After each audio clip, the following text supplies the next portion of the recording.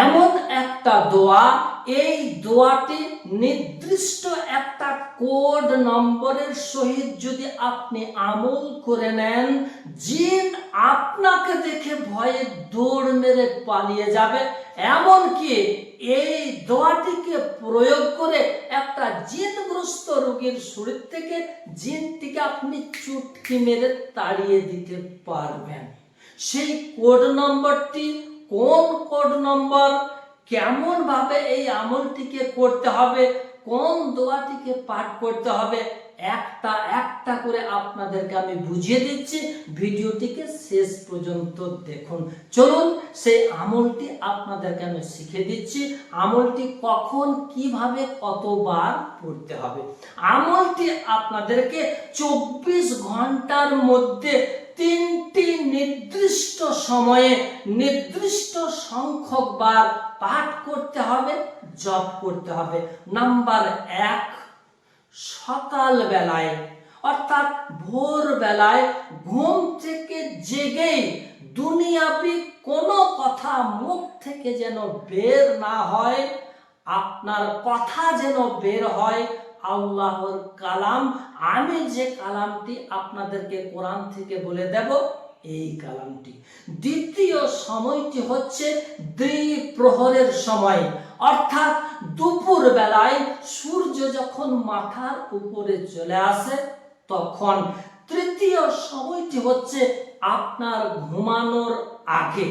এবার আসি দোয়াটি কোন দোয়া আর কতবার সেই দোয়াটিকে জপ করতে হবে। সকাল বেলায় আপনি কতবার জপ করবেন, দুপুর বেলায় কতবার জপ করবেন, রাত্রি বেলায় কতবার আপনি পড়বেন, তা আপনি খুব ভালোভাবে বুঝে নেন। প্রথমে আপনাদেরকে কতবার জপ করবেন এটা বলে দিই, তারপর কোন দোয়াটা জপ করবেন সেটাও বলে দিচ্ছি। সকাল বেলায় আপনাকে ঘুম থেকে জেগেই পাঠ করতে হবে এই দোয়াটি মাত্র 3 বার।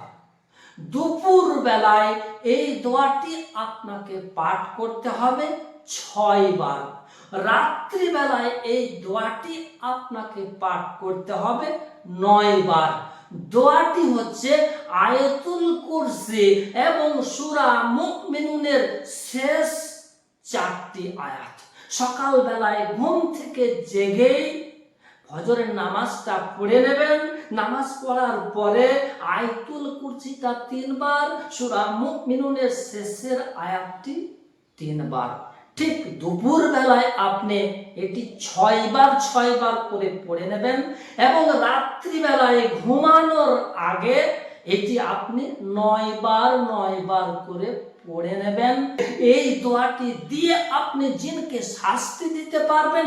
এই দোয়াটি দিয়ে আপনি জিনকে রোগীর শরীর থেকে বিতাড়ন করতে পারবেন। এই দোয়াটি তেলের মধ্যে ফু দিয়ে রোগীকে আপনি ব্যবহার করতে দেবেন, বা রোগীর কানের মধ্যে একটু লাগিয়ে দিলে জিন চিৎকার করতে করতে পালিয়ে যাবে। এই দোয়াটি পানির মধ্যে ফু দিয়ে রোগীকে আপনি পান করতে দেবেন, অথবা রোগীর মুখে ঝাপটা দিলেই জিনটি রোগীর শরীর থেকে বের হয়ে যাবে। একটানা পড়তে হবে আপনাকে 41 দিন।